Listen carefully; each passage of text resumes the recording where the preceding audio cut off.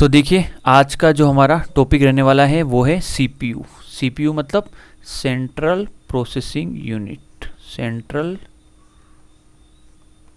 Processing unit. तो आज हम इसके बारे में पढ़ने वाले हैं। हमने प्रीवियस वीडियो सारे देख लिए। तो देखिए सीपीयू के बारे में हम आज इसकी वर्किंग, इसके इंटरनल डेप्थ, जो भी चीज़ें हैं आपके एग्ज़ाम के लिए रिक्वायरमेंट है, वो सारी चीज़ें आज हम इस वीडियो के अंदर देखने वाले हैं। तो देखिए यहाँ पे जैसे ये है आपका सीपीयू और ये है आपकी इनपुट डिवाइस, ओके, और ये है आपकी आउटपुट डिवाइस। ये हो गई आपकी आउटपुट डिवाइस। और इस सीपीयू के साथ मैं एक मेमोरी बना देता हूँ जो क्या करती रहती है, आपकी सीपीयू के साथ इंटरेक्शन करती रहती है। ठीक है बच्चों, तो देखिए कुछ इंपॉर्टेंट चीज़ें हैं। एक हल्का सा हम यहाँ पे एक ओवरऑल आइडिया ले लेते हैं कि भाई आपका जो ओवरऑल सिस्टम है किस तरह से वर्क करता है। तो यहाँ पे देखिए हम कोई भी इनपुट देते हैं तो वो मेमोरी के थ्रू सीपीयू के पास जाता है। सीपीयू क्या करता है, उसे एग्जीक्यूट करता है और जो भी रिजल्ट होता है वो मेमोरी के थ्रू आपके आउटपुट जो भी डिवाइसेस है उसके अंदर शो होता है। तो इनपुट डिवाइस क्या होता है उसका वीडियो आपने देख लिया होगा, आउटपुट डिवाइस क्या होता है उसका वीडियो आपने आराम से देख लिया होगा। अब सीपीयू है उसकी वर्किंग के बारे में बात करने वाले। तो आपको इसका प्रोसेस पता होना चाहिए, ठीक है। तो वन बाय वन हम इन सारी चीज़ों को देखने वाले हैं। बिल्कुल भी आपको टेंशन लेने की ज़रूरत नहीं है और बहुत ही अच्छी तरीके से हम समझने वाले हैं। जितना एग्जाम पॉइंट ऑफ व्यू से आपने इंपॉर्टेंट है उतना डेप्थ तक हम जरूर कवर करेंगे इसको, ठीक है। तो क्या क्या बोलते हैं हम सीपीयू को, सबसे पहले कवर कर लेते हैं। तो देखिए यहाँ पे सीपीयू को हार्ट या ब्रेन ऑफ कंप्यूटर भी कहा जाता है, ब्रेन ऑफ कंप्यूटर कहा जाता है, ठीक है। तो मैं लिख लेता हूँ शॉर्ट के अंदर, सीपीयू को हार्ट या ब्रेन ऑफ कंप्यूटर कहा जाता है। ये एग्जाम के अंदर क्वेश्चन आता है। फिर और देख लीजिए, सीपीयू को हम माइक्रो प्रोसेसर और प्रोसेसर भी बोलते हैं, ठीक है। तो माइक्रो प्रोसेसर और प्रोसेसर भी कहा जाता है, ठीक है। चलिए अब देखिए सीपीयू क्या करता है, आपका जो डेटा है, जो भी आप इनपुट डिवाइस द्वारा डेटा दोगे वो आपके डेटा को प्रोसेस करेगा। कौन करेगा बच्चों? सीपीयू। आप जो भी डेटा दोगे उसको प्रोसेस करेगा, ठीक है। और जो आपका सीपीयू है वो आपके अरिथमेटिक और लॉजिकल वर्क करता है। भाई अरिथमेटिक और लॉजिकल, या आप ऐसे बोल सकते हो वो अंकगणित और तार्किक कार्य करने का काम करता है। कौन करता है? सीपीयू। सीपीयू के अंदर क्या क्या होता है फर्दर हम जब आगे चलेंगे उसके बारे में देखेंगे। अब हम अभी क्या बच्चों देखिए हम स्टेप बाय स्टेप चल रहे हैं, ठीक है। तो अभी आपको क्या करना, ओवरऑल सीपीयू के बारे में ध्यान रखना है, ठीक है। तो जो भी चीज़ें मैं बोल रहा हूँ वो मैं आपके लिखवा देता हूँ ताकि आगे जाके आप भूले नहीं। तो लिख लीजिए यहाँ पे, डेटा को प्रोसेस करने का कार्य सीपीयू द्वारा किया जाता है।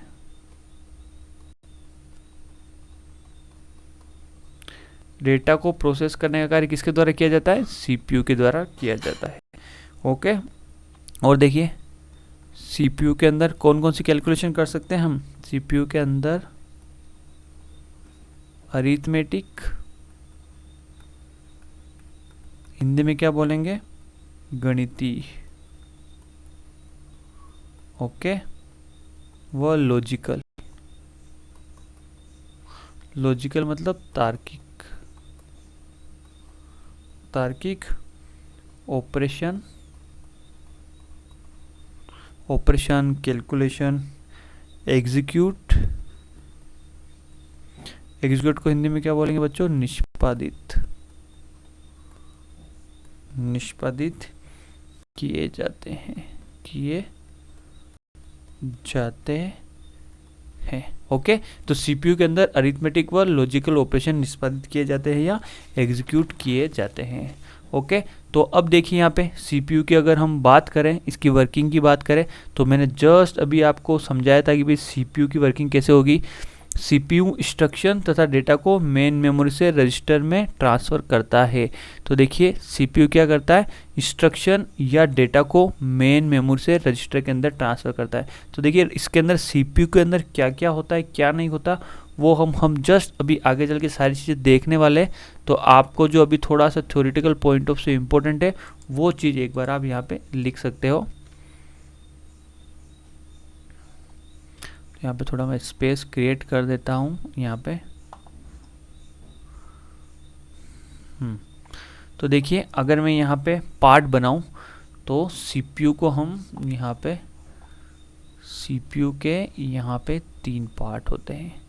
कौन कौन से बच्चों, देखिए अगर मैं इसको कैटेगराइज करूँ तो CPU को मुख्य तौर पे 3 पार्ट के अंदर डिवाइड कर सकता हूँ। कौन कौन सा, ALU, और क्या हो जाएगा आपके पास CU, और क्या हो जाएगा आपके पास register, arithmetic logic unit, control unit और रजिस्टर। देखिए बच्चों वेरी इंपॉर्टेंट है, ध्यान रखना CPU के 3 पार्ट है, arithmetic logic unit, control unit और रजिस्टर। ध्यान रखना मेमोरी आपकी CPU का पार्ट नहीं है, वो अलग से हम प्राइमरी मेमोरी यूज़ करते हैं, ठीक है। पर अगर आपको CPU बोले तो वहाँ पे आपका ALU आएगा, CU आएगा और रजिस्टर आएगा, और रजिस्टर को हम एज ए CPU मेमोरी ही कंसिडर करते हैं, ठीक है। तो आप इस तरीके से भी लिख सकते हो यहाँ पे।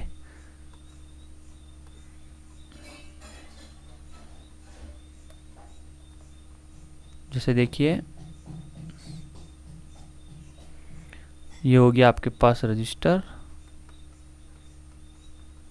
ये हो गया आपके पास कंट्रोल यूनिट, और ये हो गया आपका ALU, ठीक है। तो अब हम यहाँ पे थोड़ी सी वर्किंग की बात करते हैं कि भाई CPU की वर्किंग कैसे होती है, वर्किंग ऑफ CPU। तो मैंने जैसे अभी आपको बता ही दिया है, तो इन चीज़ों का मैं आपको वर्ड्स के अंदर लिखवा दूं ताकि आपको ध्यान रहे, ठीक है। तो लिख लीजिए आप CPU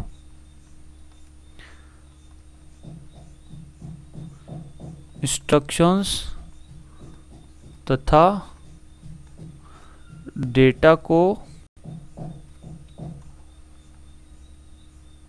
CPU इंस्ट्रक्शंस तथा डेटा को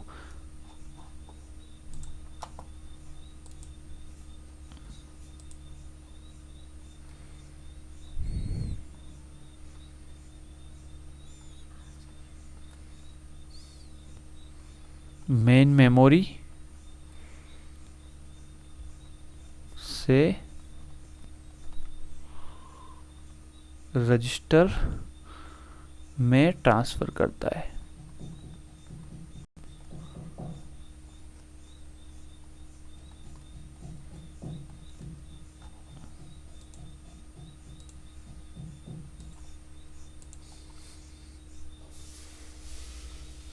फिर क्या करेगा, एक बार आपका मेन मेमोरी से डेटा रजिस्टर के अंदर आ गया तो CPU क्या कर देगा बच्चों, उसको एग्जीक्यूट कर देगा। तो देखिए CPU एग्जीक्यूट करता है किसे, इंस्ट्रक्शन को, ओके।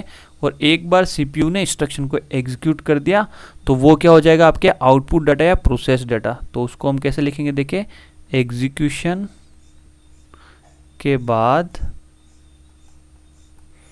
आउटपुट डेटा,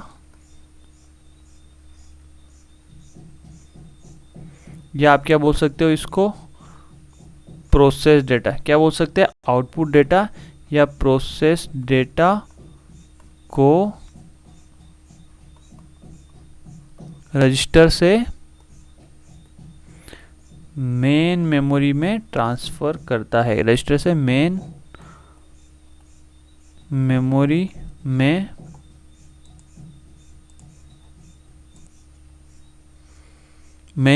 में ट्रांसफ़र करता है।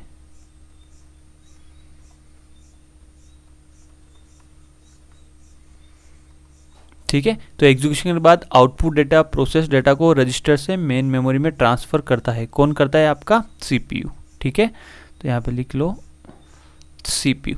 तो देखिए ये जो मैंने आपको कुछ लाइनें लिखाई है उससे आपको काफ़ी कुछ क्लियर हुआ होगा। तो जो अभी तक हम पढ़ रहे थे उसको मैंने CPU तक ही सीमित रखा। तो अब क्या करता हूँ मैं, इस डायग्राम के अकॉर्डिंग इसको थोड़ा सा मैं आपके लिए थोड़ा डिटेल के अंदर बता देता हूँ। तो देखिए यहाँ पे क्या मैं आपको बताना चाह रहा हूँ। तो इसको हम थोड़ा सा इलिब्रेट कर देते हैं। तो ये हो गया आपके पास CPU, जिसके अंदर कौन कौन सी यूनिट होती है बताओ आप मेरे को, कौन कौन से कंपोनेंट होते हैं। बिल्कुल याद हो जाने चाहिए हर एक चीज़ आपको, ALU, कंट्रोल यूनिट, और ये हो गया आपके पास रजिस्टर। ठीक है, ये हो गया आपके पास बच्चों रजिस्टर, और ये हो गया आपके पास ऊपर मेमोरी। जब भी सिर्फ मेमोरी लिखी होगी तो ध्यान रखना वो आपकी प्राइमरी मेमोरी ही होगी। ठीक है, प्राइमरी मेमोरी क्या होती है, सेकेंडरी क्या होती है, ऑक्सिलरी क्या होती है, वो सब आपको पता होना चाहिए। ये हो गया आपका इनपुट डिवाइस, और ये हो गया आपके पास बच्चों आउटपुट डिवाइस। चलो, तो अब हम थोड़ा सा डिटेल पार्ट के अंदर जाते हैं कि आखिर कैसे क्या होता है। ये हो गया आपके बच्चों CPU। ओके, तो देखिए आपका CPU कैसे वर्क करता है। यहाँ पे देखिए, तो क्या होता है, डेटा जो भी इनपुट डिवाइस से आता है मेन मेमोरी के थ्रू किसको पास होता है, आपके रजिस्टर को। जो भी डेटा पास होता है वो आपके मेन मेमोरी के थ्रू रजिस्टर को पास होता है। अब देखिए डेटा वो इनपुट डिवाइस से भी ले सकता है, या जो आपकी मेन मेमोरी है वो यहाँ पे सेकेंडरी मेमोरी से भी कनेक्ट हो सकती है। ठीक है, तो यहाँ पे मैं एक तरीके से बता रहा हूँ, यहाँ पे सेकेंडरी मेमोरी भी हो सकती है, वो भी आपके इस मेमोरी से इंटरेक्शन करती है। जो आपकी ये प्राइमरी मेमोरी है, सेकेंडरी मेमोरी है। तो डेटा चाहे तो इनपुट डिवाइस से आता है या आपके सेकेंडरी मेमोरी से आता है, वो मेन मेमोरी से होते हुए आपके कंप्यूटर के रजिस्टर के पास जाएगा। ठीक है, और अब रजिस्टर क्या करेगा, उस डेटा को होल्ड करेगा और उस डेटा को ALU को देगा, और ALU को कंट्रोल यूनिट बताएगा कि भाई आपको इस डेटा का क्या करना है। क्या आपको इसके ऊपर अरिथमेटिक ऑपरेशन परफॉर्म करना है या लॉजिकल करना है। अरिथमेटिक मतलब क्या इसको जोड़ बाकी गुणा भाग करना है। लॉजिकल मतलब क्या इसको निकालना है कि भाई 1 2 से छोटा है, 1 3 से बड़ा है, ट्रू फॉल्स की वैल्यू। ये चीज़ें कौन बताएगा, आपका कंट्रोल यूनिट। और वो जो इंस्ट्रक्शन है उसको वो फेच करेगा, डिकोड करेगा, एग्जीक्यूट करेगा, और फाइनली जो भी आपका आउटपुट है वो वापस मेमोरी को दे देगा, और मेमोरी के थ्रू होते हुए वो आउटपुट डिवाइस के अंदर आपको डिस्प्ले करेगा। आई बात समझ में, चाहे वो उसको स्टोर करे सेकेंडरी मेमोरी के अंदर या उसको आउटपुट डिवाइस के थ्रू आपको यहाँ पे डिस्प्ले करेगा। कौन करेगा आपका ये काम, आपका सारा का सारा CPU करने वाला है। वर्किंग समझ में आई आपको। ठीक है, तो धीरे धीरे ये सारी चीज़ें आपको बिल्कुल समझ में आ जाएगी। मैं बिल्कुल धीरे धीरे डेप्थ के अंदर जाऊंगा आपके CPU के अंदर। एक बार आपको CPU समझ में आ गया तो आपको CPU से रिलेटेड कोई प्रॉब्लम नहीं होने वाली। किसी भी तरह का क्वेश्चन आ जाए एग्जाम के अंदर आप आराम से कर सकते हो। आपको देखिए बच्चों फीलिंग आनी चाहिए, यहाँ से डेटा जा रहा है, यहाँ से जा रहा है, फिर इसके पास जा रहा है, ये आपके मॉनिटर है। ठीक है, मतलब मेन कंट्रोल यूनिट है, फिर इसके बाद एग्जीक्यूट हो रहा है, एग्जीक्यूट होने के बाद इस तरह से होते हुए वो वापस कहाँ जा रहा है, आउटपुट डिवाइस के अंदर। तो आपको ये सारी चीज़ें बच्चों नज़र आनी चाहिए। बिल्कुल वर्किंग ऑफ आपका जो CPU है वो आपको समझ में आना चाहिए, नज़र आना चाहिए। तो 1 बाय 1 हम क्या करते हैं, यहाँ पे ये सारी चीज़ें हम देखते हैं। तो अभी किसी को कुछ समझ में नहीं आया तो टेंशन लेने की ज़रूरत नहीं है। बार बार ये जो स्टेप्स है वो आपके रिपीट होगी जब तक आपके दिमाग के अंदर बैठ नहीं जाए। तो सबसे पहले हम पढ़ रहे हैं अरिथमेटिक लॉजिक यूनिट, वो है आपका ALU। क्या पढ़ रहे हैं, अरिथमेटिक लॉजिक यूनिट जो है बच्चों आपका ALU। ओके, तो यहाँ पे क्या लिखना पड़ेगा आपको, देखिए यहाँ पे इसके द्वारा लिख लीजिए आप फटाफट। इसके द्वारा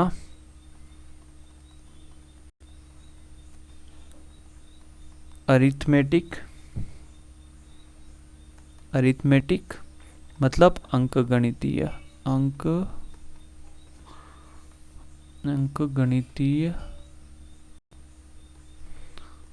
व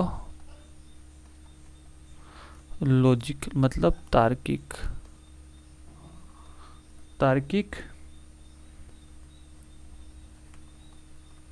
ऑपरेशन एग्जीक्यूट किए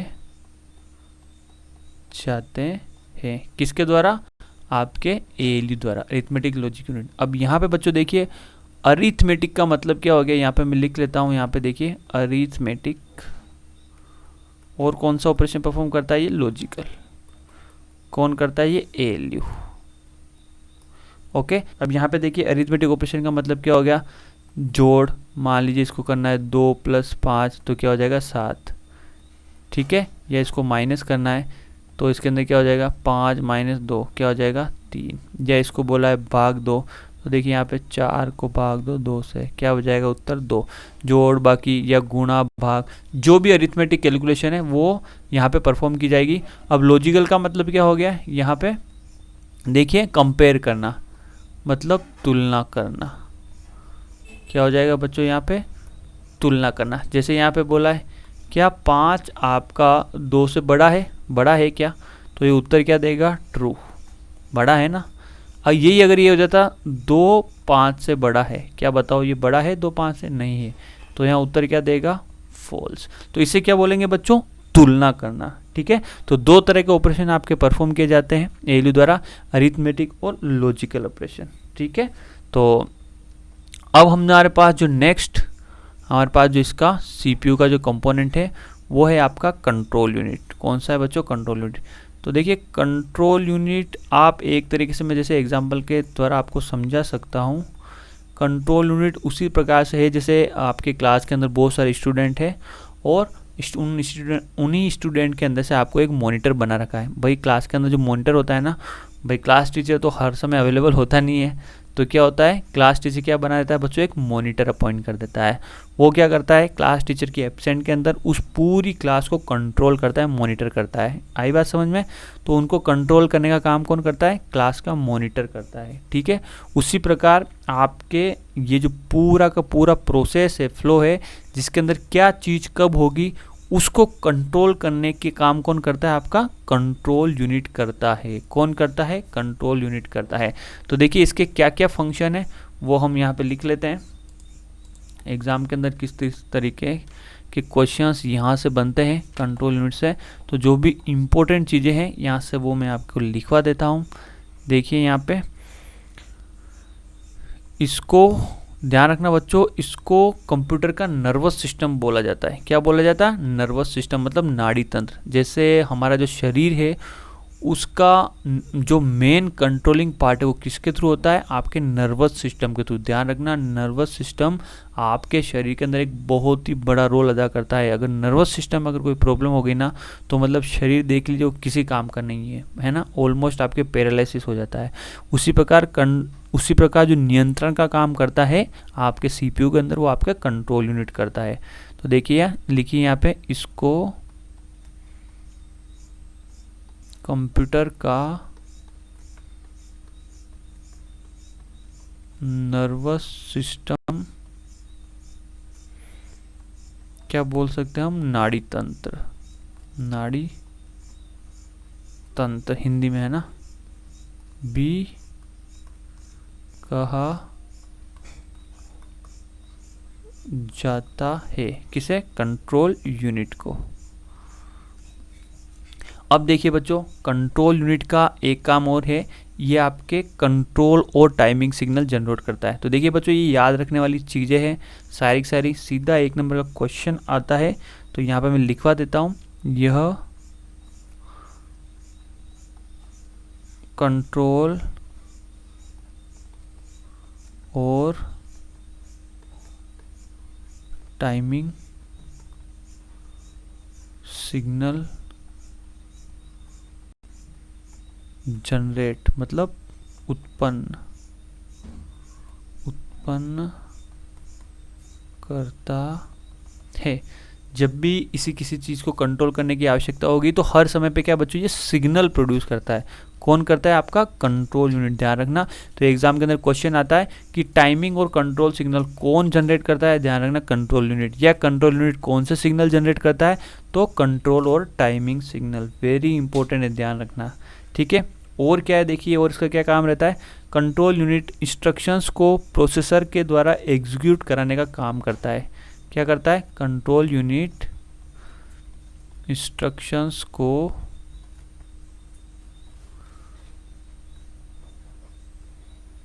प्रोसेसर के द्वारा, यहाँ पे मैं प्रोसेसर लिखूँ या यहाँ पे आप एक तरीके से CPU भी लिख सकते हो, ठीक है। तो क्योंकि हम अभी इंटरनल वर्किंग के ऊपर है तो आपको CPU की जगह अगर मैं प्रोसेसर ही लिखूँगा तो आपको थोड़ा अच्छा लगेगा। तो कंट्रोल यूनिट इंस्ट्रक्शंस को प्रोसेसर के द्वारा एग्जीक्यूट कराने का कार्य करता है। कौन करता है? आपके कंट्रोल यूनिट। और क्या काम करता है? आप उसको इस तरीके से भी लिख सकते हो कि कंट्रोल यूनिट कोडिंग और डिकोडिंग का कार्य करता है। अब इसका क्या मतलब है? जो भी इंस्ट्रक्शन आपने पास किया है उस इंस्ट्रक्शन का मीनिंग निकालता है। कौन निकालता है? Control unit. तो अभी आगे चल के हम देखने वाले हैं। देखिए, इंस्ट्रक्शन का मीनिंग निकालना। कोडिंग डिकोडिंग का मतलब इंस्ट्रक्शन का यहाँ पे बच्चों मीनिंग निकालना। तो देखिए कई बार क्या, जब भी हमको इंस्ट्रक्शन देंगे, जैसे कोई ऑप कोड या ऑपरेंड हमने दिया है, वो क्या होता है हम आगे चल के देखने वाले हैं। तो उसके अंदर क्या करना है? जोड़ करना है, बाकी करना है, गुणा करना है, भाग करना है, या मेमोरी के अंदर डेटा सेव करना है, मेमोरी से डेटा लेके आना है। तो ये सारी चीज़ें भाई डिकोड कौन करेगा? आपका कंट्रोल यूनिट ही करेगा, और फिर बाद में जाके किसको बताएगा बच्चों? आपके ALU को बताने वाला है। ओके, तो ये जो है पूरी एक फंक्शन है किसकी? आपके कंट्रोल यूनिट की। किसके बच्चों? कंट्रोल यूनिट की। अब देखिए, अब ये सारी चीज़ें तो पैरेलल होती रहती है कंप्यूटर के अंदर। यहाँ पे तो यहाँ पे देखिए इनपुट डिवाइस से डेटा आया तो मेमोरी के थ्रू कहाँ गया? रजिस्टर। फिर जो सारा कंट्रोलिंग का काम कौन करता है? आपका कंट्रोल यूनिट। ALU को बताता है कंट्रोल यूनिट कि भाई तुझे ये काम करना है, इस तरीके से तुझे इंस्ट्रक्शन को एग्जीक्यूट करना है। इंस्ट्रक्शन जैसे ही एग्जीक्यूट होगा, वापस जो डेटा है रजिस्टर के थ्रू मेन मेमोरी के पास जाएगा, और वहाँ से डेटा आपको आउटपुट डिवाइस के अंदर डिस्प्ले होगा। अब जो हमारे पास जो एक और पार्ट हमारा बचा हुआ है CPU का, वो है बच्चों रजिस्टर। तो अब हम रजिस्टर के बारे में पढ़ने वाले हैं। तो थर्ड जो हमारे पास आपके CPU का जो पार्ट है बच्चों, वो है आपका रजिस्टर। क्या है? रजिस्टर्स। तो देखिए रजिस्टर बच्चों, वैसे अगर आपके दिमाग के अंदर एक बात तो आती ही होगी, मतलब आपके दिमाग के अंदर क्वेश्चंस आने चाहिए कि भाई यार इतनी सारी मेमोरी का हम यूज़ क्यों करते हैं? कहीं पे आप सेकेंडरी मेमोरी का यूज़ करते हो, बहुत सारे बच्चों के दिमाग में आता है। कहीं आप सेकेंडरी मेमोरी का यूज़ कर रहे हो, कहाँ आप मेमोरी का कहीं आप प्राइमरी मेमोरी का यूज़ कर रहे हो, कहीं आप फिर से रजिस्टर का यूज़ कर रहे हो। तो सर हम इतनी मेमोरी का यूज़ क्यों कर रहे हैं? हम एक ही मेमोरी का यूज़ क्यों नहीं करते हैं? अगर आपके दिमाग में क्वेश्चन आ रहा है तो आप समझिए कि बिल्कुल आप सही दिशा में जा रहे हो और बहुत अच्छा आप समझ रहे हो। और नहीं आ रहा है तो आपके दिमाग के अंदर इस तरह के क्वेश्चन आने चाहिए। ओके, तो देखिए बच्चों, अब जो रजिस्टर है, मेमोरी है, सेकेंडरी मेमोरी है, ये क्यों नहीं क्यों, तो मैं थोड़ा सा आपको आइडिया दे दूं। ये सारी की सारी चीज़ें आपके स्पीड के कारण होती है। CPU की स्पीड बहुत ज़्यादा फास्ट होती है और सेकेंडरी मेमोरी की स्पीड बहुत ज़्यादा स्लो होती है। वैसे पूरा आपका मेमोरी का पार्ट है, उसके अंदर हम और डिटेल के अंदर पढ़ेंगे। सेकेंडरी मेमोरी से ज़्यादा स्पीड होती है आपकी मेमोरी की, जो प्राइमरी मेमोरी है, और प्राइमरी मेमोरी से ज़्यादा स्पीड होती है रजिस्टर की, क्योंकि इन सब की टेक्नोलॉजी इन तीनों मेमोरी के अंदर अलग अलग यूज़ होती है, इसलिए इनकी स्पीड भी अलग अलग होती है। रजिस्टर की मेमोरी थोड़ी बहुत आपके CPU की मेमोरी के साथ कंपेटेबल होती है, वो इसके साथ एडजस्ट हो जाती है, इसीलिए हम CPU के सबसे पास में जो मेमोरी रखते हैं वो रजिस्टर को रखते हैं। आई बात समझ में? उसके बाद मेमोरी को, प्राइमरी मेमोरी को, और सबसे लास्ट में आपकी सेकेंडरी मेमोरी को। तो जो महत्वपूर्ण मेमोरी है वो आपकी CPU के लिए जो रहने वाली है वो है बच्चों आपकी रजिस्टर। अब अगर आप आगे चल के देखोगे तो रजिस्टर को भी बच्चों आगे जाके अलग अलग पार्ट्स के अंदर यहाँ पे डिवाइड कर रखा है। ठीक है, तो रजिस्टर के अंदर आप लिखिए, यह कंप्यूटर की सबसे छोटी मेमोरी यूनिट होती है। लिख सकते हो आप, कंप्यूटर की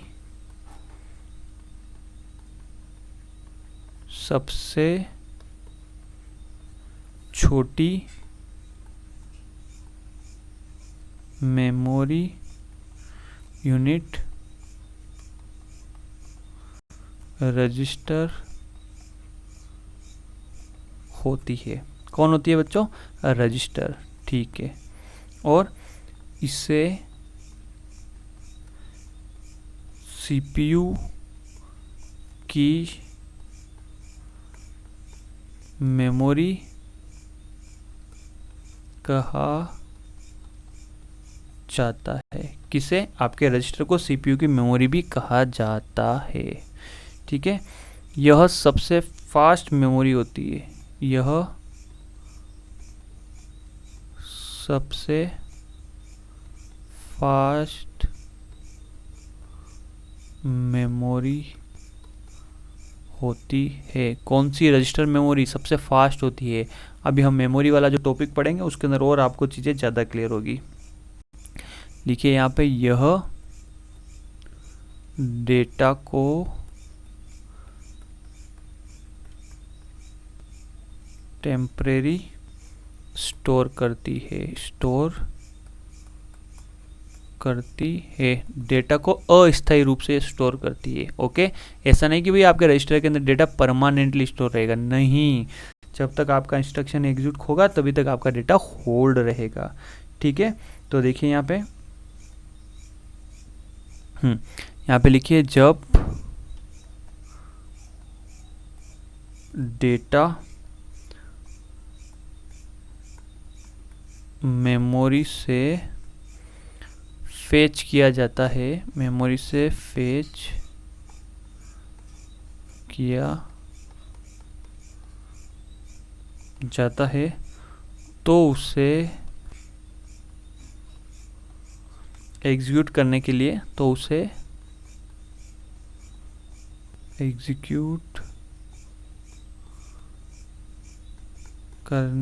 लिए, रजिस्टर का यूज़ किया जाता है।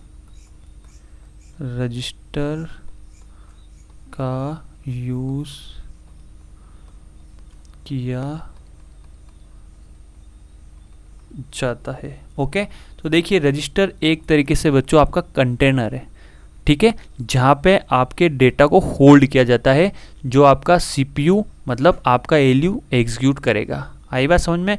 तो यहाँ पे भी अलग अलग तरह के हो सकते हैं। आपका रजिस्टर इंस्ट्रक्शन भी होल्ड कर सकता है, एड्रेस भी होल्ड कर सकता है और डेटा भी होल्ड कर सकता है। आई बात समझ में? तो आगे चल के हम सारी चीज़ें देखने वाले हैं। अभी तक आपको मेरे ख्याल से पिक्चर क्लियर हो गई होगी कि रजिस्टर मुख्य तौर पे आपके एक कंटेनर की तरह होता है, एक पात्र की तरह होता है, जो क्या करता है, आपके डेटा को क्या करता है, होल्ड करके रखता है, ताकि एलयू उसको आसानी से उसके ऊपर अपना काम कर सके, ऑपरेशन कर सके। ये सेम उसी तरीके से बच्चों देखिए, जैसे डॉक्टर को ऑपरेशन परफॉर्म करना होता है ना, उससे पहले आपको पता है, उससे पहले आपको ऑपरेशन थिएटर से पहले एक कमरा होता है, वहाँ पर ले जाया जा सकता है। वो आपका पूरा कमरा सैनिटाइज होता है, वहाँ पे आपके कपड़े वपड़े सारे चेंज कराए जाते हैं और जो ऑपरेशन थिएटर के जो कपड़े वो पहनाए जाते हैं। ओके, और वहाँ पे जो भी प्रीलिमिनरी चीज़ें होती है ऑपरेशन से पहले वो आपको बता दी जाती है। उसके बाद मेन होता है वो ओटी। तो सेम ये केस है, रजिस्टर आपके डेटा को पहले होल्ड करके रखता है और बाद में जब ऑपरेशन उसके ऊपर परफॉर्म करना होता है तब उसको एलयू के पास ले जाया जाता है। ओके, तो इस एग्जाम्पल से आपको काफ़ी कुछ समझ में आया होगा। फिर देखिए इंपॉर्टेंट की चीज़ क्या है यहाँ पे, रजिस्टर फ्लिप फ्लॉप का कलेक्शन होता है। ये ध्यान रखना है आपको, रजिस्टर फ्लिप फ्लॉप का कलेक्शन होता है। फ्लिप फ्लॉप पढ़े हैं ना? नहीं पढ़े तो कोई बात नहीं, आपको याद रखना है बस, फ्लिप फ्लॉप का कलेक्शन होता है, मतलब फ्लिप फ्लॉप से बन के आपका रजिस्टर बनता है। ठीक है, और ये ध्यान रखना, एक फ्लिप फ्लॉप का मतलब एक बिट डाटा स्टोर होगा। एक फ्लिप फ्लॉप एक बिट डेटा को स्टोर करता है। इसका मतलब अगर आपका 8 बिट का रजिस्टर है, उसका मतलब उसके अंदर 8 फ्लिप फ्लॉप यूज़ हुए हैं। अगर आपका 16 बिट का रजिस्टर है बच्चों, तो उसके अंदर 16 फ्लिप फ्लॉप यूज़ हुए हैं। ऐसे आप आराम से समझ सकते हो। ठीक है, ओके, ठीक है। चलिए अब यहाँ पे देखिए, जब आपका इंस्ट्रक्शन एग्जीक्यूट होगा तो वहाँ पे एक साइकिल बनती, क्या बनती है बच्चों, वहाँ पे आपकी एक साइकिल बनती है। तो इस साइकिल से आपके एग्जाम के अंदर क्वेश्चन आया हुआ है। तो साइकिल कौन सी है, देखिए इंस्ट्रक्शन साइकिल में यहाँ पे लिख लेता हूँ, ये सब सीपीयू का पार्ट है। तो कौन कौन सी है, देखिए यहाँ पे आपके इंस्ट्रक्शन को फेच किया जाएगा, उसके बाद उसे डिकोड किया जाएगा और उसके बाद उसे एग्जीक्यूट किया जाएगा। ये वेरी इंपॉर्टेंट है, ध्यान रखना। एग्जाम के अंदर ये क्वेश्चन आया था यहाँ से कि साइकिल को आपको सीक्वेंसली अरेंज करना है। सबसे पहले इंस्ट्रक्शन फेच होगा, फिर डिकोड होगा और फिर एग्जीक्यूट होगा। अब इसका मतलब क्या है यहाँ पे लिख लीजिए। यहाँ पे लिखिए सीपीयू द्वारा मेमोरी से डेटा या इंस्ट्रक्शन, कुछ भी हो सकता है ना, इंस्ट्रक्शन खींचकर रजिस्टर में लाना, ये होता है आपके फेच का काम। मतलब जो भी डेटा है इंस्ट्रक्शन को है उसको रजिस्टर के अंदर हम लेके आते हैं। मैंने बताया था ना, ऑपरेशन थिएटर से पहले एक कमरा होता है जहाँ पे सैनिटाइज किया जाता है पेशेंट को, वो सेम केस यहाँ पे आप इस तरीके से लिंक कर सकते हो। फिर डिकोड करना मतलब उसका ऑपरेशन करना। अब जो मेन है आपका डॉक्टर, अब उस इंस्ट्रक्शन के ऊपर ऑपरेशन परफॉर्म करेगा। इसका मतलब आपका एलयू अब उस इंस्ट्रक्शन को क्या करेगा बच्चों, एग्जीक्यूट करेगा। तो डिकोड का मतलब क्या होगा यहाँ पे, मीनिंग निकालना। मीनिंग निकालना कि भाई जो आपने डेटा पास किया है उसके ऊपर आखिर मुझे करना क्या है। करना क्या मतलब, क्या उसे सीपीयू को जोड़ना है, घटाना है, या उसको मल्टीप्लाई करना है, या उसको डिवाइड करना है, या उसको ग्रेटर देन बताना है, लेस देन बताना है, इसको तुलना करना है। जो भी हमने देखा था ना बच्चों, अरिथमेटिक और लॉजिकल ऑपरेशन, उनमें से क्या ऑपरेशन परफॉर्म करना है, उस चीज़ का मीनिंग निकाला जाता है आपके डिकोड फेज के अंदर। और लास्ट में क्या हो जाता है, एग्जीक्यूट के अंदर आपका जो भी इंस्ट्रक्शन है उसके ऊपर ऑपरेशन परफॉर्म किया जाता है। तो क्या हो जाएगा यहाँ पे, ऑपरेशन करना। क्या हो जाएगा, ऑपरेशन करना। ठीक है। और यहाँ पे वैसे तो ये 3 स्टैंडर्ड साइकिल होती है। इसके बाद आप एक चीज़ और ऐड कर सकते हो, कहीं पे भी लिख रखा है, वो होता है आपका राइट बैक। राइट बैक, तो राइट बैक का मतलब है यहाँ पे कि ऑपरेशन परफॉर्म करने के बाद उसको फिर कहाँ लेके जाना बच्चों, आपके मेमोरी के अंदर। ठीक है। तो ये आपको इंस्ट्रक्शन साइकिल समझ में आई। फेच, डिकोड, एग्जीक्यूट और राइट बैक। क्या हो जाएगी, फेच इंस्ट्रक्शन को लेके आना, फिर उसको डिकोड करना, उसके ज़बरदस्ती उसके ऊपर ऑपरेशन परफॉर्म करना, एग्जीक्यूट मतलब लास्ट में आपको ऑपरेशन करना, और उसको वापस उसकी जगह पे लेके जाना, मतलब मेमोरी के अंदर लेके जाना। ये आपकी पूरी की पूरी इंस्ट्रक्शन की साइकिल होती है। तो यहाँ पे अगर हम इस डायग्राम से समझे तो यहाँ पे अब मेरे ख्याल से अब आपको पिक्चर बहुत अच्छे से क्लियर हो गई होगी कि कोई भी डाटा जब मेमोरी से आता है तो सबसे पहले आपके रजिस्टर के पास जाता है, उस डेटा को होल्ड किया जाता है, उसका मीनिंग निकाला जाता है, और उसका मीनिंग बताता है कंट्रोल यूनिट किसको, एलयू को, कि भाई ये जो डेटा है इसके ऊपर आपको जोड़ करना है या बाकी करना है। एलयू उसका ऑपरेशन करता है और जो आउटपुट में जो रिजल्ट होता है वापस रजिस्टर को पास करता है, और रजिस्टर के थ्रू वो मेमोरी से होते हुए वापस आउटपुट स्क्रीन के ऊपर इसको दिखाया जाता है। तो देखिए बच्चों, अब आपको ये जो सीपीयू है उसकी पूरी की पूरी पिक्चर क्लियर हो गई होगी कि किस तरीके से क्या क्या होता है। ठीक है। तो अब हम थोड़ा सा और इन डेप्थ जाएंगे और अब हम थोड़ा और समझने की कोशिश करेंगे कि भाई रजिस्टर क्या क्या कर सकता है क्या नहीं। तो सबसे पहले एक चीज़ हम यहाँ पे समझ लेते हैं। आपको सबसे पहले कंसेप्ट क्लियर होना ज़रूरी है यहाँ पे। तो देखिए ये आपका जैसे मान लीजिए रजिस्टर है,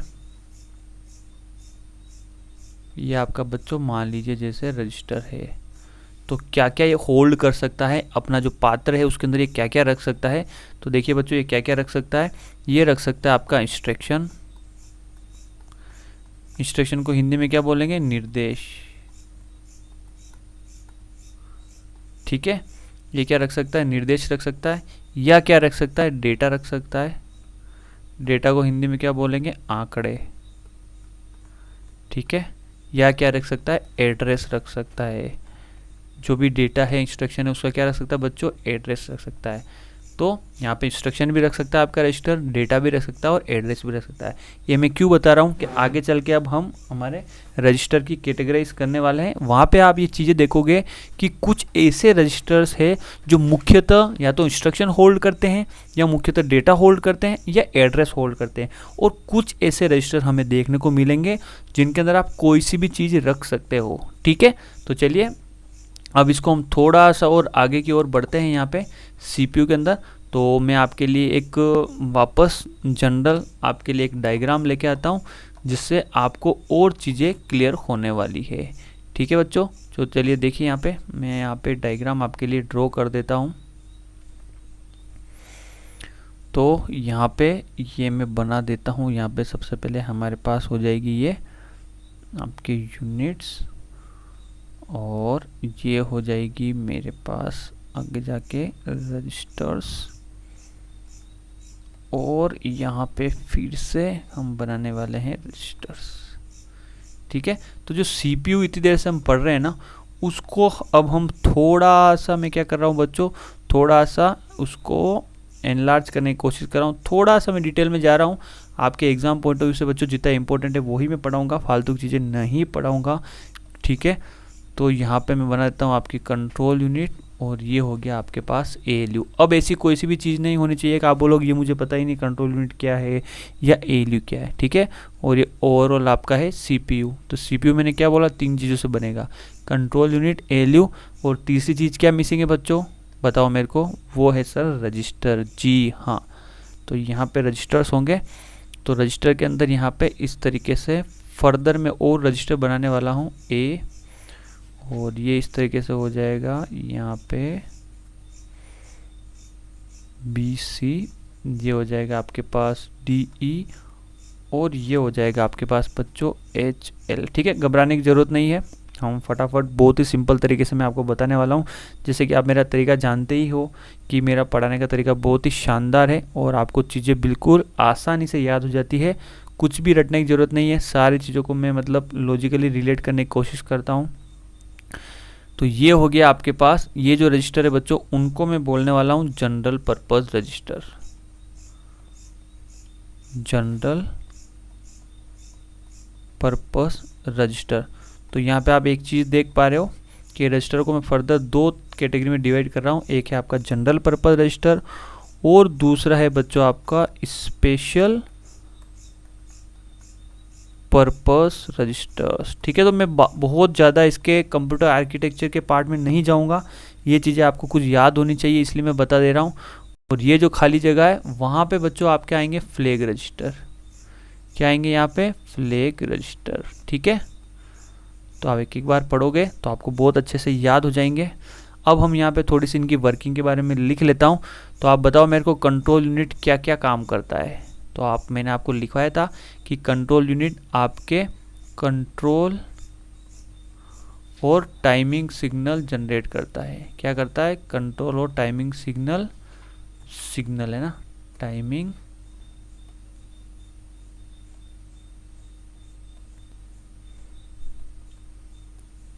सिग्नल जनरेट करता है। और क्या करता है, ये करता है कोडिंग और डिकोडिंग।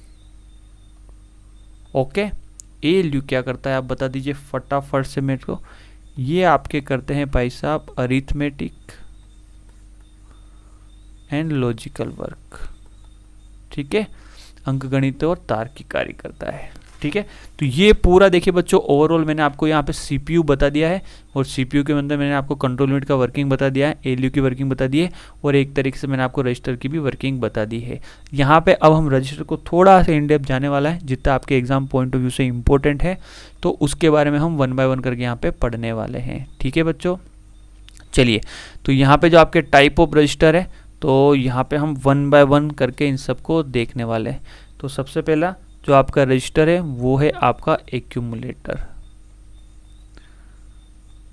कौन सा है बच्चों, एक्यूमुलेटर रजिस्टर, जिसको मैं AC से रिप्रेजेंट करूंगा, और ये होगा आपके पास 8 बिट का। कितने बिट का, 8 बिट का। ओके, तो मैं एक चीज़ बता दूं, देखिए हमने अभी तक क्या पढ़ा था बच्चों, यहाँ पे मैं आपको क्विक रिवाइज करा देता हूँ। ठीक है, यहाँ पे हम पढ़ रहे थे कि भाई कोई भी जो डेटा आता है CPU के लिए, सबसे पहले जो सप्लाई होता है वो रजिस्टर के पास होता है। ठीक है, उसके बाद ALU उसके ऊपर ऑपरेशन परफॉर्म करता है, और फिर वो आपके आउटपुट डिवाइस में दिखाई देता है। अब चीज़ें बच्चों देखिए यहाँ पे, अब मैं कह रहा हूँ अब जो डेटा आता है रजिस्टर के पास तो आता है, पर सबसे पहले कौन से रजिस्टर के पास आता है। ठीक है, सबसे पहले कौन से रजिस्टर के पास आता है, या कौन से रजिस्टर के अंदर ऑपरेशन परफॉर्म होता है या होल्ड करता है। तो यहाँ पे भी अलग अलग टाइप के रजिस्टर्स है जिनको अब हम यहाँ बच्चों 1 बाय 1 करके यहाँ पे पढ़ने वाले हैं। ठीक है, तो उसके अंदर सबसे पहला है आपका बच्चों एक्यूमुलेटर रजिस्टर। तो देखिए एक्यूमुलेटर रजिस्टर बच्चों आप एक तरीके से मान सकते हो ये क्या है, आपके एलयू का चमचा है। ठीक है, क्लास के अंदर क्लास टीचर का कोई चमचा होता है ना भाई, क्लास में कोई कुछ भी होता है तो वो जाके टीचर को बता देता है, आपके क्लास टीचर को। ठीक है ना, दूसरों के मार पिटाने का ही काम करते हैं स्टूडेंट, है ना। तो वो जो चमचा है आपका एक्यूमुलेटर का है। ठीक है, तो कोई भी चीज़ होगी तो सबसे पहले उस चमचे को पता होगी, मतलब इस एक्यूमुलेटर को पता होगा। तो यहाँ पे एक्यूमुलेटर का बहुत ज़्यादा इंपॉर्टेंट रोल है आपके इस कंप्यूटर के अंदर। तो लिख लीजिए यहाँ पे जो एक्यूमुलेटर है बच्चों डायरेक्ट आपके सीपीयू से जुड़ा होता है, एएलयू से जुड़ा होता है। तो लिखिए यह डायरेक्ट एएलयू से जुड़ा रहता है। कौन? आपके एक्यूमुलेटर। ठीक है, और ये क्या करता है, यह अरिथमेटिक व लॉजिकल ऑपरेशन के रिजल्ट को होल्ड करता है। ओके, होल्ड करना मतलब अपने अंदर रखता है ये। ठीक है, और इसको क्या बोला जाता है, एक्यूमुलेटर। ध्यान रखना इसको एसी से डिनोट करते हैं ना, एक्यूमुलेटर को प्रोसेसर रजिस्टर भी कहा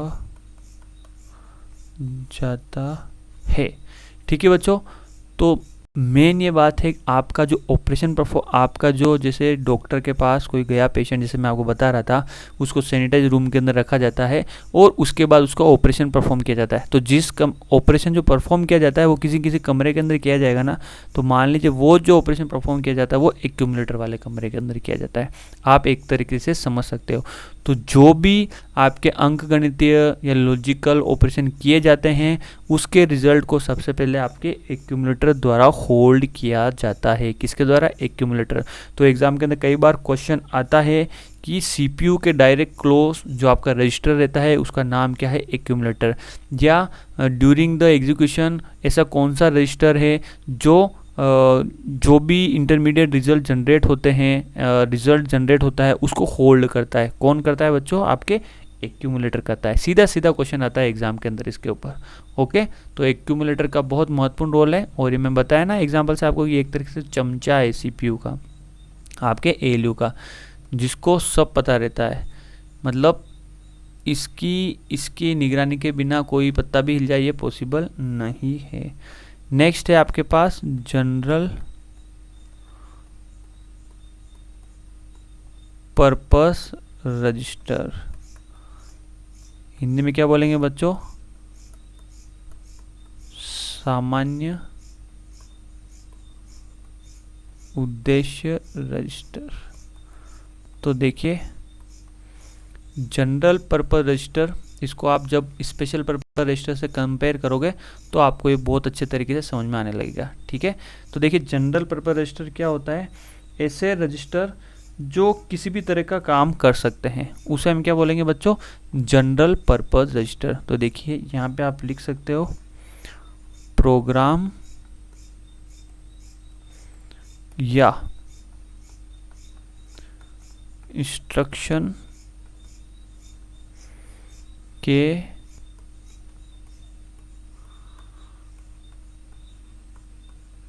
इंटरमीडिएट रिजल्ट को होल्ड करता है, होल्ड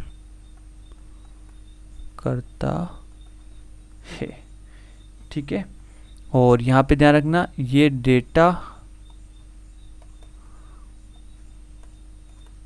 और इंस्ट्रक्शन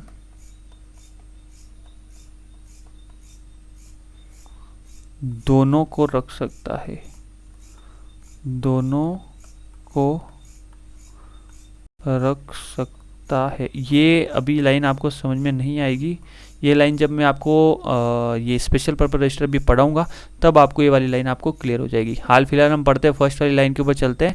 प्रोग्राम या इंस्ट्रक्शन के इंटरमीडिएट रिजल्ट को होल्ड करता है कौन? आपका जनरल पर्पस रजिस्टर। तो जैसे देखिए एलयू को कोई टास्क दिया हुआ कि भाई 2 + 5 + 6 + 3 या कोई ऐसा स्टेटमेंट दे दिया जिसके अंदर बहुत सारी कैलकुलेशन है।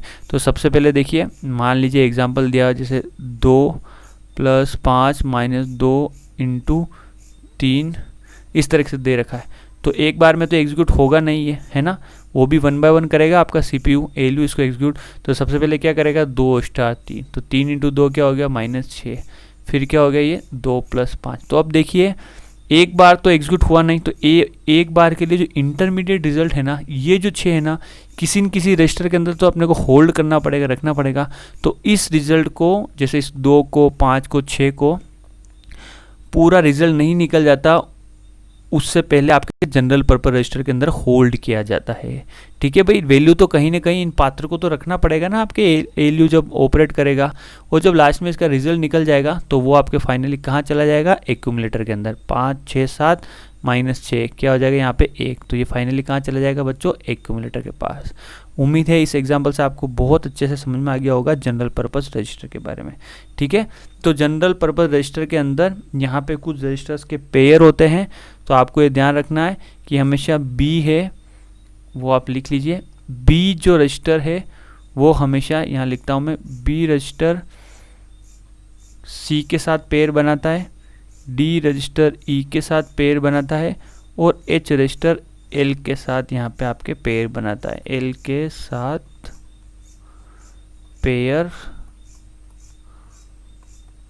बनाता है। ठीक है, बस आपको हल्का सा आइडिया रखना, आप किसी भी तरीके से देखिए इसको लिंक कर दीजिए। ठीक है, तो हाई लेवल, ठीक है, ये बी सी और डी इस तरीके से आप इनको लिंक कर दिए ताकि एग्जाम के अंदर आपको याद रहे। ठीक है, तो ये वैसे बिल्कुल इन डेप्थ क्वेश्चन है, पर मैं नहीं चाहता कि कोई सा भी आपका नंबर लूज हो, तो आपको ये चीज़ पता होनी चाहिए। अब जो हमारे पास थर्ड जो रजिस्टर है बच्चों, वो है आपका special purpose registers. Special purpose register जिनका क्या काम है? विशिष्ट कार्यों के लिए बने हुए, विशिष्ट उद्देश्य रजिस्टर। अब इसका क्या मतलब है भाई? चलिए समझते हैं इसका क्या मतलब है। यहाँ पे देखिए स्पेशल पर्पस रजिस्टर का क्या मतलब हुआ।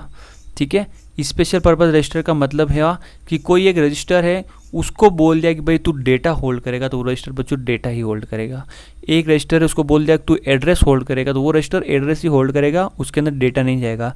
एक रजिस्टर जिसको बोल दिया इंस्ट्रक्शन होल्ड करेगा, तो इंस्ट्रक्शन ही होल्ड करेगा, वो डेटा या एड्रेस इनमें से कोई सी भी चीज़ होल्ड नहीं करेगा। इसलिए इस रजिस्टर को अलग से बोला गया है स्पेशल पर्पस रजिस्टर। वहीं जनरल पर्पस रजिस्टर की क्या खासियत थी? उनके अंदर आप कुछ भी कर सकते हो, आप उसके अंदर डेटा डाल सकते हो, उसके अंदर आप इंस्ट्रक्शन डाल सकते हो, उसके अंदर आप एड्रेस डाल सकते हो। ठीक है, डेटा डाल सकते हो, इंस्ट्रक्शन डाल सकते हो, उनमें से कुछ भी डाल सकते हो आप। जबकि स्पेशल पर्पस रजिस्टर के अंदर उनका एक पर्टिकुलर काम है, कोई आप यही करोगे तो वो यही करेगा, इसके अलावा कुछ और होल्ड नहीं कर सकता। तो यहाँ पे लिख सकते हो आप, ये रजिस्टर या तो डेटा या इंस्ट्रक्शन या एड्रेस होल्ड करते हैं। या तो वो डेटा होल्ड करेगा, या इंस्ट्रक्शन होल्ड करेगा, या एड्रेस को होल्ड करेगा। होल्ड करेगा मतलब उसको रखना, अपने अंदर रखना, डेटा को रखना, इंस्ट्रक्शन को रखना और एड्रेस को रखना। तो इस तरीके से आपके जो रजिस्टर्स है उनको फर्दर कैटेगराइज किया गया है। तो वो देखिए कैटेगरी कौन कौन सी है, यहाँ पे मैं बता देता हूँ। तो यहाँ पे लिख लीजिए, सबसे पहला है बच्चों आपके मेमोरी एड्रेस रजिस्टर। देखिए बच्चों, ये एक बार आप पढ़ोगे ना तो आपको आराम से समझ में आ जाएगा, फिर जब आप 2-3 बार रिवाइज करोगे तो आपके दिमाग के अंदर बिल्कुल बैठ जाएगा। ठीक है, ये जो होता है आपके 12 बिट का होता है। ठीक है, memory address register. Okay, memory address register. अब देखिए, नाम जैसा काम। अब आप मेरे को बताओ कि ये रजिस्टर क्या होल्ड करेगा। भाई अंदर ही लिखा हुआ है एड्रेस, तो जी हाँ, ये जो आपका रजिस्टर वो एड्रेस ही होल्ड करेगा। ठीक है, तो यहाँ पे लिख लीजिए, ये करंट इंस्ट्रक्शन एग्जीक्यूट हो रहा है उसका एड्रेस होल्ड करेगा। करंट इंस्ट्रक्शन एग्जीक्यूट हो रहा है उसका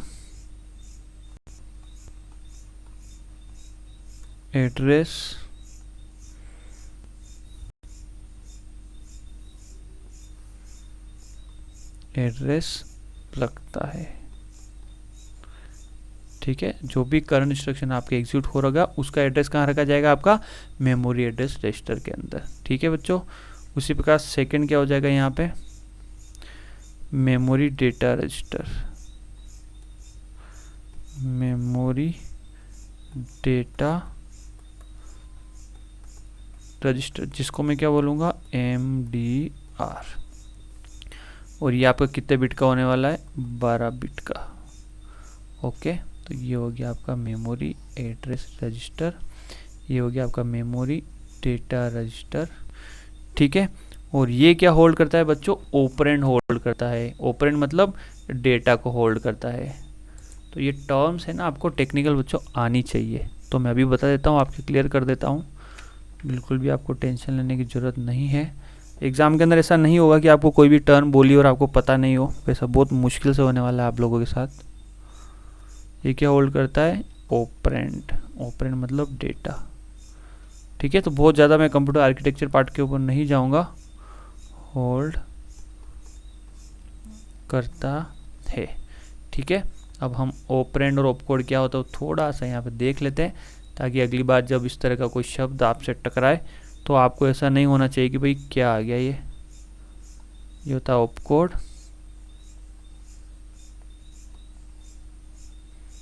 और ये होता है आपका ऑपरेंड। और ये आपका किसका फॉर्मेट है, ये इंस्ट्रक्शन का फॉर्मेट है। किसका फॉर्मेट है, इंस्ट्रक्शन का, जिसके अंदर ऑपकोड होता है और ऑपरेंड होता है। ठीक है, ऑपकोड का मतलब क्या होता है, जैसे देखिए यहाँ पे इंस्ट्रक्शन है, जैसे एड, और यहाँ पे लिखा गया R1, R2। इसका मतलब क्या हो गया, देखिए R1 के अंदर आप R1 प्लस R2 हो जाएगा। तो R2 रजिस्टर के अंदर जो भी वैल्यू है, R1 रजिस्टर के अंदर जो भी वैल्यू है, वो एड होके कहाँ हो जाएगी, आपके R1 रजिस्टर के अंदर आ जाएगी। ठीक है, वो जो समझ में आई बात, तो इसको मैं ऑपकोड बोलूँगा। अब ऑपकोड में जैसे ऐड करना हो, आपको सबट्रैक्ट करना हो, आपको मल्टीप्लाई करना हो, आपको वैल्यू को स्टोर करना हो, ठीक है, तो बहुत सारे ये निमोनिक्स है। इसको हम क्या बोलेंगे बच्चों, निमोनिक्स बोलेंगे। असेंबली लैंग्वेज होती है ना, वहाँ पे ये क्या होता है, आपके निमोनिक्स मैंने बताया हुआ है, निमोनिक्स। और ये लैंग्वेज कौन सी है, आपके असेंबली लैंग्वेज है, ध्यान रखना। कौन सी लैंग्वेज है, असेंबली लैंग्वेज है, जहाँ पे इस तरीके के आपके सारे टास्क परफॉर्म किए जाते हैं। तो आप इस तरीके से भी कर सकते हो, R1 #5, मतलब R1 में से 5 माइनस करना, यह हो जाएगा आपके R1 मेमोरी के अंदर जो M1 जो वैल्यू है, जहाँ पे भी मेमोरी के अंदर कोई वैल्यू रख रखी है M1 जगह के ऊपर, वहाँ से वैल्यू लाके R1 के साथ आपको मल्टीप्लाई करना है। तो आपको इन डेप्थ के अंदर जाने की जरूरत नहीं है। ऑपकोड का मतलब ऐड करना, सबट्रैक्ट करना, मल्टीप्लाई करना, ऑपरेंड का मतलब डेटा। ठीक है, ये चीज़ आपको यहाँ पे ध्यान रखना है। एग्जाम के अंदर ऐसा नहीं कि भाई तितलियाँ उड़ रही है, क्या बता दिया, क्या पूछ लिया, है ना। ठीक है, तो एग्ज़ाम पॉइंट ऑफ व्यू से आपको जितनी ज़रूरत है उतना ही मैं आपके लिए लेके आ रहा हूँ, लेके आया हूँ ये चीज़ें।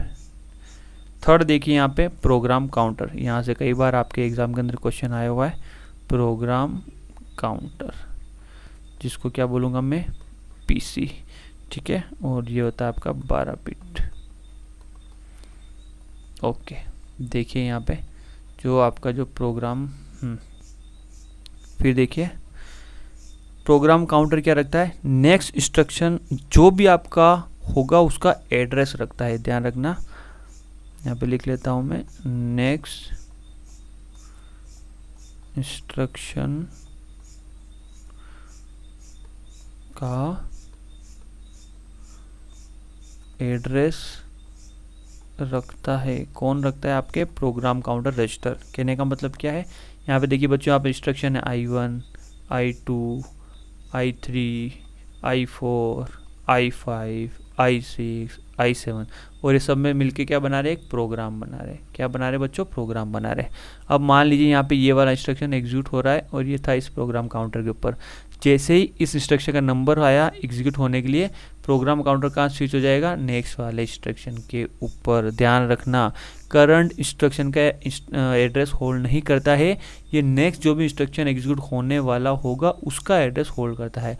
अब जैसे इसका नंबर आ गया तो इसका इंस्ट्रक्शन होल्ड करेगा। अब इसका नंबर जैसे ही आ गया तो अभी नेक्स्ट कौन है, इसका इंस्ट्रक्शन है होल्ड करेगा। समझ में आया, प्रोग्राम काउंटर का मतलब काउंटर करेगा, गिनता रहेगा नेक्स्ट इंस्ट्रक्शन कौन सा है। जैसे ही नंबर आया, भाई तू जा, तेरा नंबर है। ये उसी प्रकार से जैसे आप डॉक्टर के पास बताने के लिए गए हो, वो डॉक्टर क्या है, सबकी पर्ची मतलब सबको चेक कर रहा है, तो बाहर होता है ना वो चपरासी पियोन जो भी होता है, जो सबको क्या लाइन में खड़ा करता है। तो जैसे जैसे इस वाले का नंबर आया, ये डॉक्टर को दिखा रहा है, I2 अभी क्या बोल रहा है, डॉक्टर को दिखा रहा है भाई मेरी ये प्रॉब्लम है। तो जो आपका पियोन होगा वो क्या बोलेगा, I3 तू आ जा सबसे आगे आगे लाइन में, नेक्स्ट जो डॉक्टर साहब देखेंगे वो तुझे देखेंगे। अब जैसे I3 का नंबर आ गया, फिर I4 को बोलेगा भाई अब अगला वाला तेरा नंबर है। सेम केस यहाँ पे प्रोग्राम काउंटर के अंदर होता है। ठीक है बच्चों, तो देखिए मेरी तरफ से पूरे प्रयास किए जा रहे हैं, और अगर आपको सही में लग रहा है कि सर के द्वारा मेहनत की गई है, की जा रही है, तो यार सपोर्ट तो आप लोगों को करना ही पड़ेगा, गुरु दक्षिणा तो देनी ही पड़ेगी। गुरु दक्षिणा के अंदर आपको क्या करना है, ज़्यादा से ज़्यादा इन चीज़ों को शेयर करना है। इंस्ट्रक्शन रजिस्टर मेरा जो चैनल है उसको, और इस कंटेंट को बोलना है कि भाई अच्छा कंटेंट है तो आप सब जने ले सकते हो, आपके दोस्तों को बोलना है। ठीक है, तो यहाँ पे आपका है इंस्ट्रक्शन रजिस्टर। अब इंस्ट्रक्शन रजिस्टर क्या होल्ड करेगा, तो देखिए यहाँ पे इंस्ट्रक्शन रजिस्टर ओप कोड को होल्ड करेगा। यहाँ लिख लेता हूँ मैं, इंस्ट्रक्शन के ओप कोड को होल्ड करता है। कौन करता है बच्चों, इंस्ट्रक्शन रजिस्टर। अब मत बोलना ओप कोड क्या होता है, जस्ट मैंने अभी आपको बताया ओप कोड क्या होता है, ऑपरेंड क्या होता है। ठीक है, बगले मत झांकना इधर उधर कि भाई ऐसा क्या आ गया, हमें समझ में ही नहीं आ रहा है, क्या क्वेश्चन पूछ लिया भाई, out of syllabus. Nothing out of syllabus. Next है आपका स्पेशल पर्पस रजिस्टर के अंदर स्टैक पॉइंटर। क्या है, स्टैक पॉइंटर। ठीक है, इसको मैं क्या बोलूँगा, SP। ठीक है, तो यहाँ पे अगर बात करूँ तो ये क्या करता है, किसी भी एड्रेस की वैल्यू होल्ड करता है। तो यहाँ पे लिख लीजिए, स्टैक पॉइंटर एड्रेस की वैल्यू को होल्ड करता है। तो यहाँ पे जैसे नेमोनिक्स आप लिख सकते हो, जैसे अगर जंप में गया प्रोग्राम, या अगर किसी लूप के अंदर गया चलते चलते, या स्विच स्टेटमेंट आ गया। ठीक है, तो देखिए कहने का मतलब ये है कि जैसे आपके इंस्ट्रक्शन एग्जीक्यूट हो रहे थे बच्चों, यहाँ पे I1, I2, I3, I4, I5 और I6। अब देखिए नंबर किसका है, आपके ये वाला इंस्ट्रक्शन एग्जीक्यूट हो रहा है, और इसके अंदर यहाँ पे जंप ओप कोड हमें नज़र आया। जैसे ही CPU को नज़र आएगा ये जंप के ऊपर जाएगा। अब जंप के अंदर मान लीजिए आपके जो नेक्स्ट इंस्ट्रक्शन दे रखा है I4 दे रखा है, या हम इसको ऐसे बोल सकते हैं कि हाँ ठीक है, जंप के अंदर मान लीजिए आपको I4 को दे रखा है, तो इंस्ट्रक्शन क्या हो जाएगा, I2 से डायरेक्ट जंप का कर जाएगा, I4 पे कर जाएगा। आई बात समझ में। और यहाँ पे क्या करेगा, ये वाला जो जंप है ना, यहाँ पे I2 का जो एड्रेस है उसको होल्ड कहाँ करेगा, आपके स्टॉक पॉइंटर के अंदर होल्ड करेगा। कहाँ करेगा, स्टैक पॉइंटर के अंदर, क्योंकि हो सकता है यहाँ पे कोई ऑपरेशन है परफॉर्म करेगा, उसके बाद फिर से आपकी चीज़ों को यहाँ से वो कंटिन्यू करेगा। आई बात समझ में। तो इस तरीके से आपके स्टैक पॉइंटर के अंदर जहाँ से भी जंप किया उसका जो एड्रेस है उसको होल्ड किया जाता है। तो इन डेप्थ में अभी आपको बहुत ज़्यादा नहीं बताना चाहता, क्योंकि इसके लिए अगर मैं इंटरप्ट के अंदर जाऊँगा तो वो काफ़ी ज़्यादा हो जाएगा। आपको बस याद रखना है SP एड्रेस की वैल्यू को होल्ड करता है। ठीक है बच्चों। फिर और कौन से हैं आपके स्पेशल पर्पस रजिस्टर के अंदर, तो वो है आपका एक तो इनपुट रजिस्टर INPR, ठीक है, जो इनपुट वैल्यू को होल्ड करता है, इनपुट रजिस्टर, ठीक है। और दूसरा है आपके पास आउटपुट रजिस्टर, जो आउटपुट वैल्यू को होल्ड करता है, ठीक है, आउटपुट रजिस्टर। तो ये सारे के सारे हमने किसके अंदर पढ़े बच्चों, स्पेशल रजिस्टर के अंदर। अब आपको अंदर समझ में आ गया मेरे ख्याल से कि भाई जनरल पर्पस रजिस्टर और स्पेशल पर्पस रजिस्टर के अंदर क्या फ़र्क है। जनरल के अंदर आप कुछ भी होल्ड करा रहे थे, पर यहाँ पे देखो, यहाँ पे एड्रेस ही होल्ड करेगा मेमोरी एड्रेस रजिस्टर, यहाँ पे डेटा रजिस्टर डेटा ही होल्ड करेगा, यहाँ पे प्रोग्राम काउंटर एड्रेस ही होल्ड करेगा, इंस्ट्रक्शन रजिस्टर इंस्ट्रक्शन ही होल्ड करेगा। समझ में आई बात आपको। मेरे ख्याल से आपको जनरल और स्पेशल के अंदर तो कोई भी डाउट बचना ही नहीं चाहिए। ओके चलिए अब यहाँ पे आगे हम चलते हैं, और रजिस्टर हमारा ऑलमोस्ट कंप्लीट हो चुका है। इसके अंदर हमारे पास अगर आप प्रीवियस जाएं बच्चों, तो यहाँ पे अगर आप देखोगे कि एक चीज़ और मैंने बताई थी कि यहाँ पे फ्लैग, ये आपके फ्लैग रजिस्टर है। तो यहाँ पे फ्लैग रजिस्टर के सिर्फ नाम लिखवा रहा हूँ, अगर आपको याद रह जाए तो ठीक है, और नहीं भी रहे तो कोई बात नहीं, ठीक है। इतना इन डेप्थ आने की मुझे नहीं लगता संभावना है, पर आपको मेरी तरफ से तो जितना बता सकता हूँ मैं बताऊँगा, ठीक है। वरना अगर यही आपके अगर और इन डेप्थ चलना होता तो हम इसको काफ़ी डिटेल के अंदर करते हैं। तो फ्लैग रजिस्टर के अंदर आप ये लिख सकते हो कि ALU द्वारा निकाले गए रिजल्ट को स्टेटस को होल्ड करता है। यहाँ पे लिख लिए ALU द्वारा निकाले गए रिजल्ट के स्टेटस को होल्ड करता है। कौन करता है? आपका फ्लैग रजिस्टर। पर यहाँ पे सिर्फ एक फ्लैग रजिस्टर नहीं है, यहाँ पे आपके फ्लैग रजिस्टर भी एक से ज़्यादा है ठीक है ना। आप ऐसे सोच रहे होंगे भाई अच्छी के एक फ्लैग रजिस्टर होगा करता होगा, नहीं भाई, यहाँ पे एक से ज़्यादा आपके फ्लैग रजिस्टर है। तो देखिए यहाँ पे तो यहाँ पे मैं बना देता हूँ,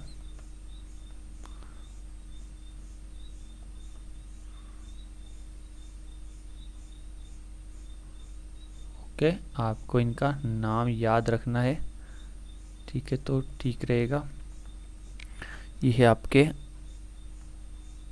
1 2 3 4 5 6 और 7, ठीक है। और यहाँ पे मैं लिख लेता हूँ कौन कौन से, ये S Z A C P और C, यहाँ पे आपका 0 और ये 7।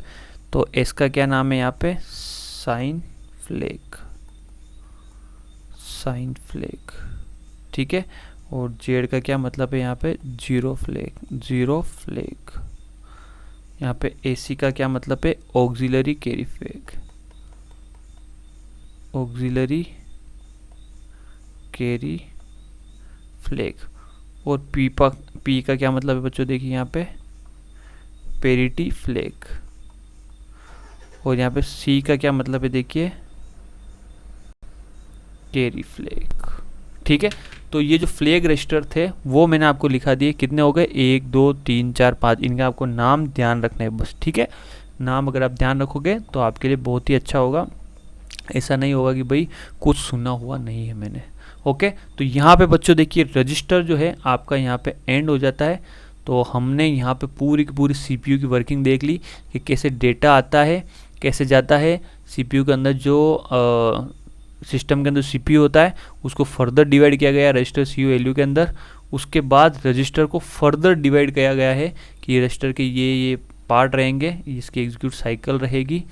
और अब जो हम यहाँ पे देखने वाले हैं कि भाई ये जो डेटा आ रहा जा रहा है उनको लाता ले जाता कौन है भाई? भाई जो डेटा आ रहा जा रहा है ना इधर उधर, कभी इंस्ट्रक्शन आ रहा है, कभी डेटा आ रहा है, कभी एड्रेस आ रहा है, तो आखिर उनको एक जगह से दूसरे जगह तक कौन लेके जाता है? कोई ना कोई तो ऐसी चीज़ होगी ना जो इन डेटा को एक जगह से दूसरी जगह तक लेके जाता है। ये क्या आपके दिमाग के अंदर ये क्वेश्चन आया था? नहीं आया तो आना चाहिए था, और आया तो बहुत अच्छी बात है, इसका मतलब आप सही जा रहे हो। तो यहाँ पे जो नाम आता है ना, वो आता है बस का। क्या आता है बच्चों? बस का नाम आता है।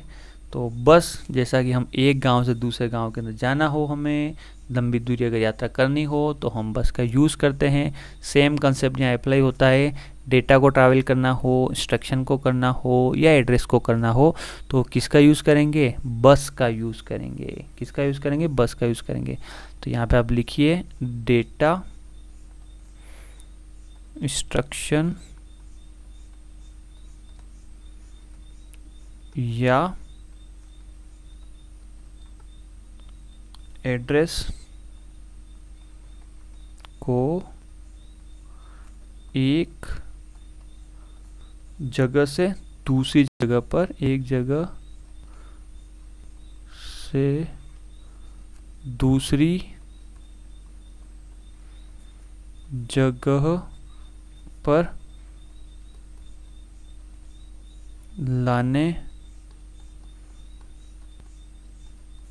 ले जाने का काम किसके द्वारा किया जाता है? बस द्वारा किया जाता है। किसके द्वारा किया जाता है बच्चों? बस के द्वारा किया जाता है। तो अब यहाँ पे अगर बस के बारे में मैं लिखूं तो बस एक्चुअली होती क्या है ये तो बताओ सर। तो बस क्या होती है? कुछ तारों का कलेक्शन होती है ना। बस कुछ तारों का कलेक्शन होती है, कुछ तारों का समूह होता है जिनके द्वारा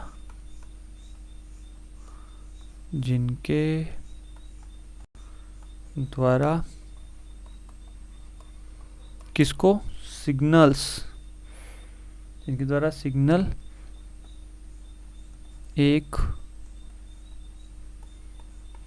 उपकरण या डिवाइस से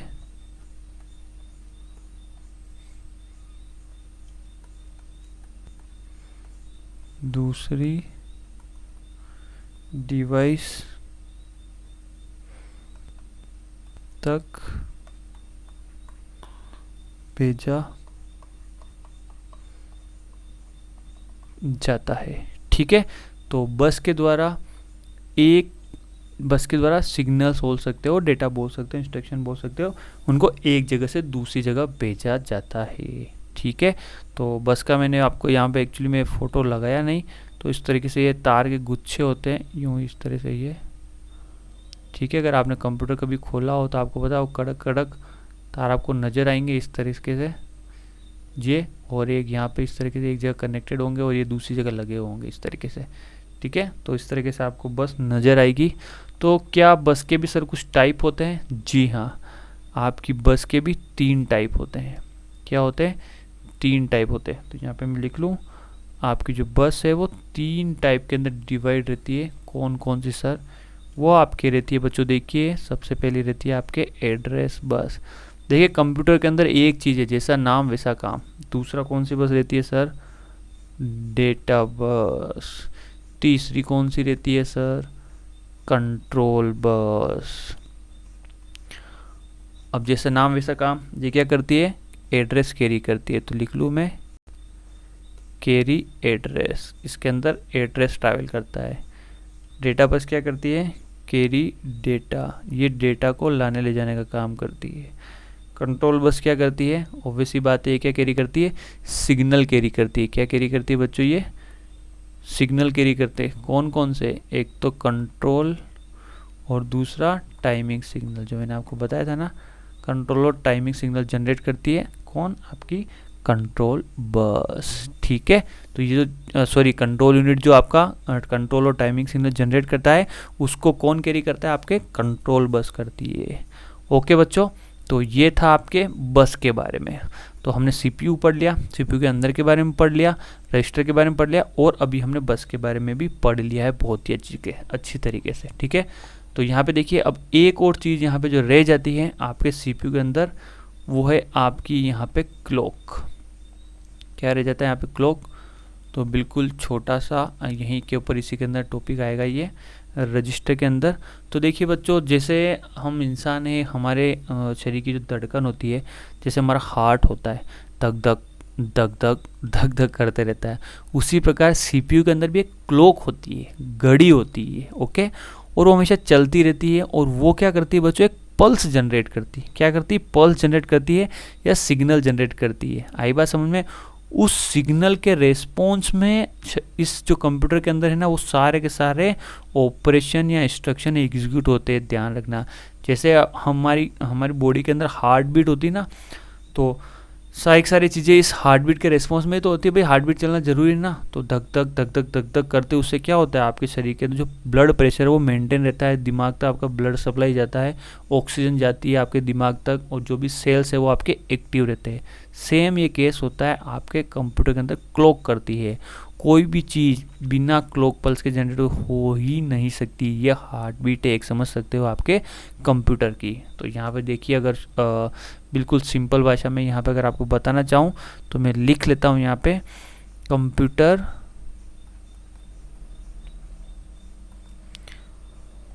के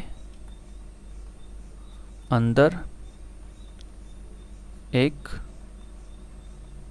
क्लॉक होती है जो क्या जनरेट करती है बच्चों? पल्स जनरेट करती है, जो पल्स जनरेट करती है।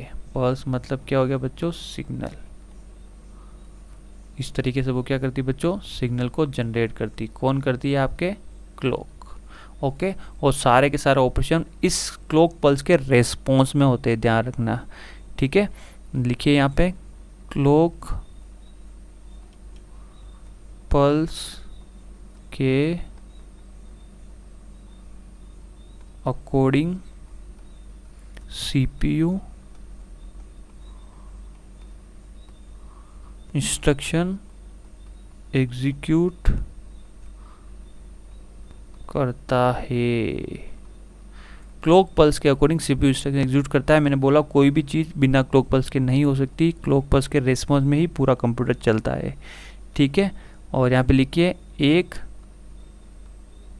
इंस्ट्रक्शन को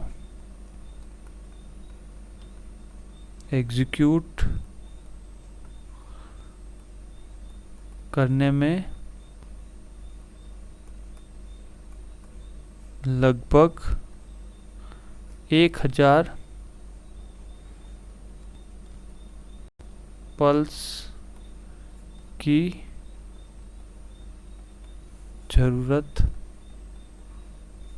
पड़ती है, ठीक है?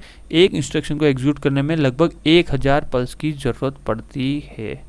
ओके, तो देखिए यहाँ पे, तो अब देखिए क्लॉक पल्स के रेस्पॉन्स में हम सीपीयू की स्पीड कैलकुलेट करते हैं। क्या करते हैं बच्चों? सीपीयू की स्पीड। तो देखिए यहाँ पे सीपीयू की स्पीड हर्ट्ज में, किस में? हर्ट्ज में मापी जाती है। किस में मापी जाती है? हर्ट्ज में मापी जाती है, ठीक है? सीपीयू की स्पीड हर्ट्ज में मापी जाती है। अब इसका क्या मतलब है? देखिए यहाँ पे, तो देखिए यहाँ पे, जैसे ये आपके हर्ट्ज और किलो हर्ट्ज, इसका मतलब इसकी स्पीड 10⁻³ में, 10⁻³ मेगा हर्ट्ज मतलब दशमलव में क्या हो जाएगा? 10⁻6। और क्या हो जाएगा आपके पास? गीगा हर्ट्ज मतलब 10⁻9।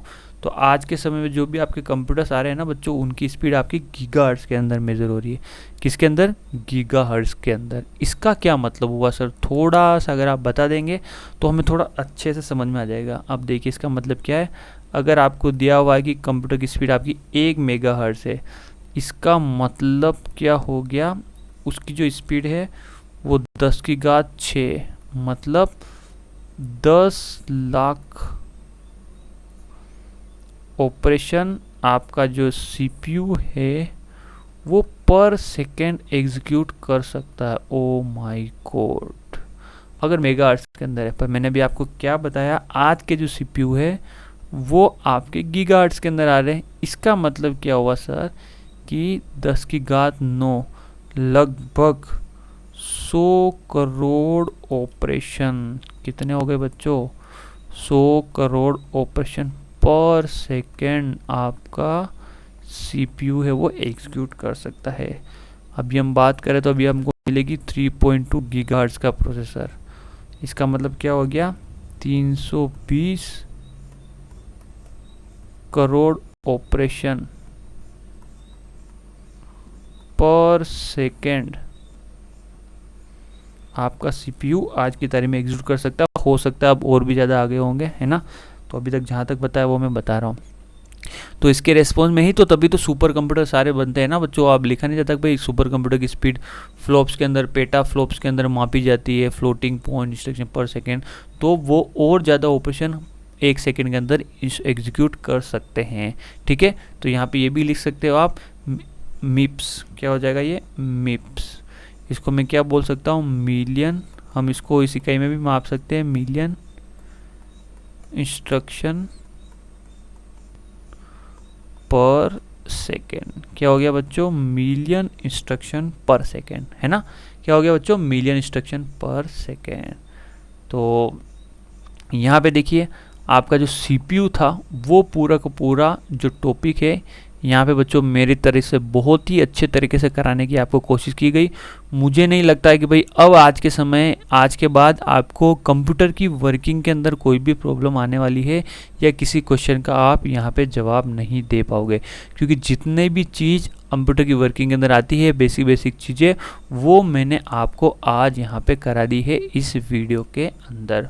ओके बच्चों, तो ठीक है, तो मिलते हैं हमारे नेक्स्ट वीडियो के अंदर। तो आपको क्या करना है बच्चों, आपके सर की हेल्प करनी है और ज़्यादा से ज़्यादा इस कंटेंट को शेयर करना है। Thank you.